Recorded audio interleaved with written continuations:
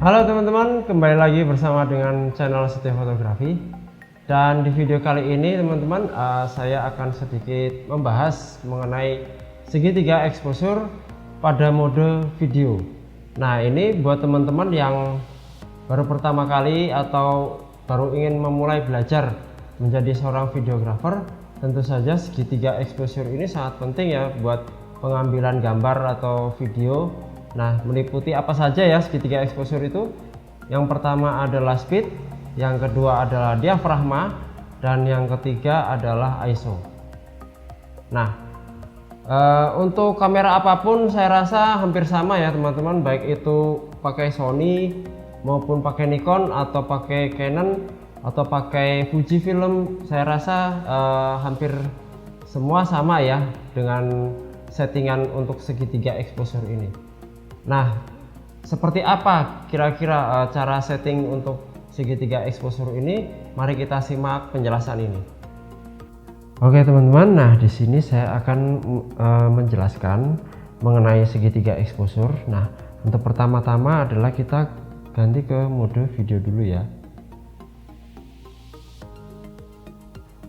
Oke, kita sudah ke mode video. Nah, untuk segitiga exposure itu seperti teman-teman lihat di sini, yang pertama itu adalah speednya, kemudian di sini ada diafragma, kemudian di sini ada ISO. Nah, untuk segitiga exposure ini tentu saja sangat berguna ya buat teman-teman, misalnya untuk mengambil video yang memiliki cahayanya cukup agar tidak terlalu over cahayanya, tidak terlalu over terang atau over gelap. Jadi diusahakan untuk pas ya cahayanya. Nah, untuk itu ini juga bisa mengatasi masalah yang sering dihadapi oleh videographer, yaitu masalah flicker.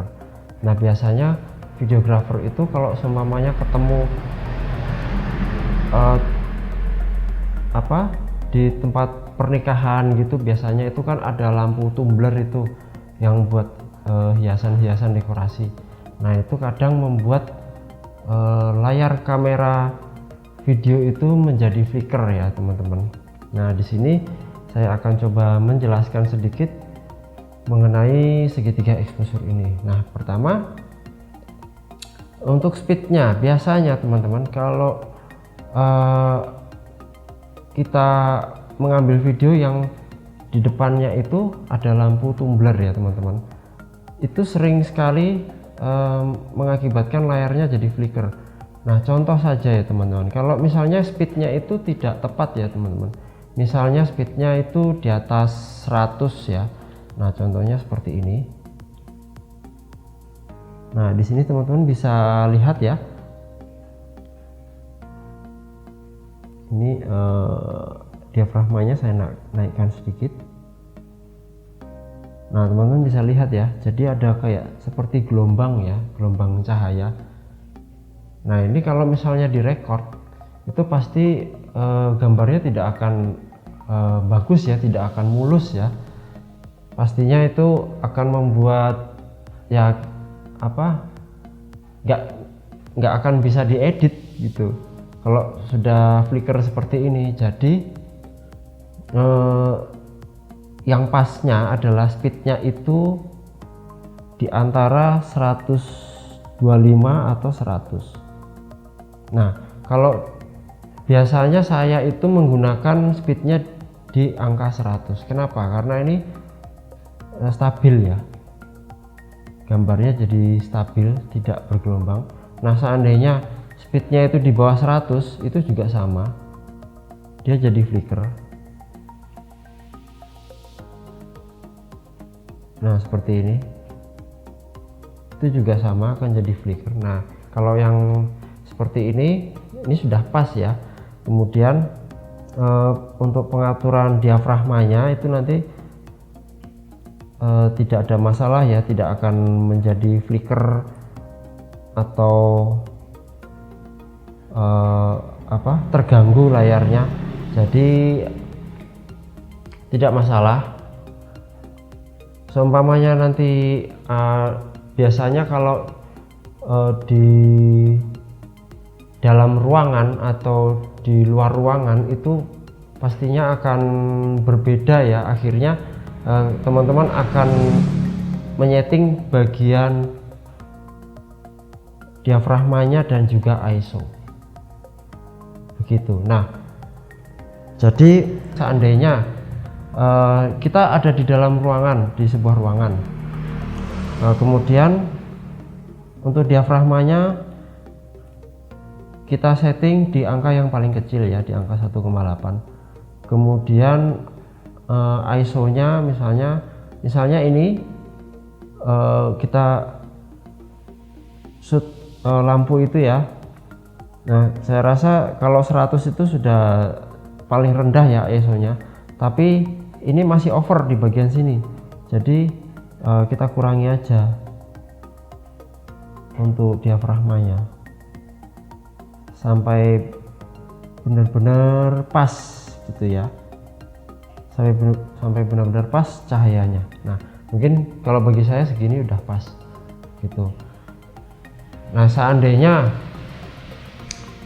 kita berada di luar ruangan pas mataharinya lagi terik, nah itu biasanya saya setting untuk speednya itu di 125,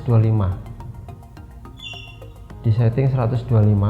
Kemudian saya setting lagi diafragmanya saya kecilkan atau angkanya saya perbesar, tapi jangan sampai terlalu gelap ya teman-teman. Nanti kalau terlalu gelap jadi agak kesulitan ketika kita mengedit videonya. Jadi diusahakan masih terlihat ya, masih terlihat objeknya. Nah, setelah itu baru nanti bisa untuk pengambilan gambar. Nah, biasanya kalau sepengalaman saya itu, saya sering itu kalau misalnya pas kirap ya, jadi pengantennya itu dari luar masuk ke dalam ruangan atau ke dalam tenda. Nah, itu ada perubahan intensitas cahaya, jadi mau tidak mau saya paskan dulu untuk speednya sama diafragmanya. Setelah pas speed sama diafragmanya, baru saya ambil, saya shoot. Begitu nanti masuk ke dalam itu biasanya saya cut dulu. Setelah saya cut, lalu saya setting ulang lagi. Saya setting ulang lagi di bagian diafragmanya sama ISO nya. Sama, jangan lupa speednya tetap di angka 100 ya teman-teman. Nah, begitu. Jadi untuk segitiga exposure ini memang cukup sedikit memakan waktu, tapi demi hasil video yang bagus tentu saja kita harus mau repot begitu. Nah, mungkin kalau misalnya ada pertanyaan, kenapa nggak di setting otomatis aja, kenapa harus manual gitu.